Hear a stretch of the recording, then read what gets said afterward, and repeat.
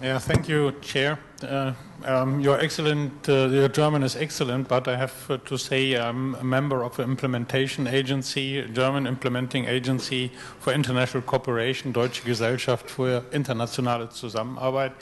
And as a practitioner, I do not like to reflect on theories, but to draw on experience we have gained in the field when trying to link agriculture, nutrition, and health. And as was pointed out in the previous session, when we are working in Africa, in Asia and in Latin America and in Europe too, we observe that ministries, sector departments and implementers alike, they claim their sectoral responsibilities, their sectoral resources and as well their sectoral power.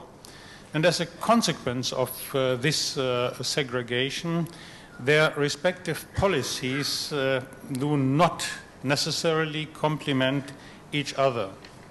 On the one hand, agricultural ministries and agricultural policies are oriented towards increased output, higher productivity, and low food prices. On the other hand, nutritionists want the consumers ask for and have access to a balanced diet. And finally, health ministries and health agencies achieve a better visibility and can claim more resources when affected people are treated instead of being helped to stay healthy by means of good food. We think that new institutional arrangements can help to overcome these shortcomings and obstacles. These new institutional arrangements, they can offer incentives for closer interactions and harmonized approaches and a more holistic view.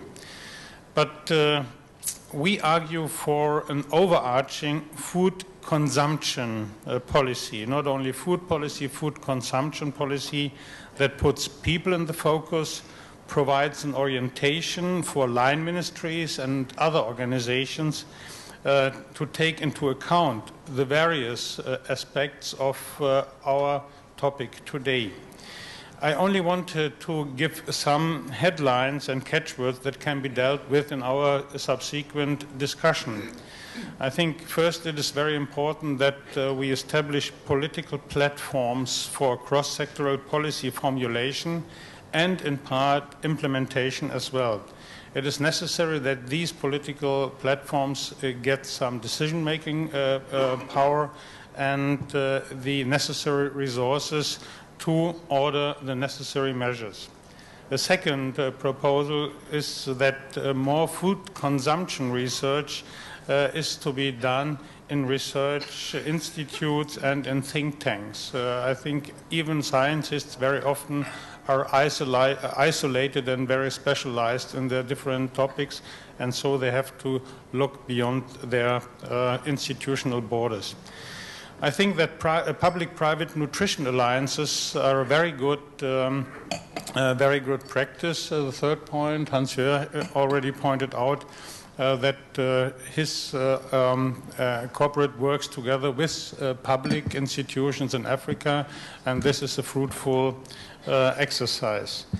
Let me claim a little bit, or let me challenge a little bit what Mira Shekhar said when talking think multisectoral and act sectoral.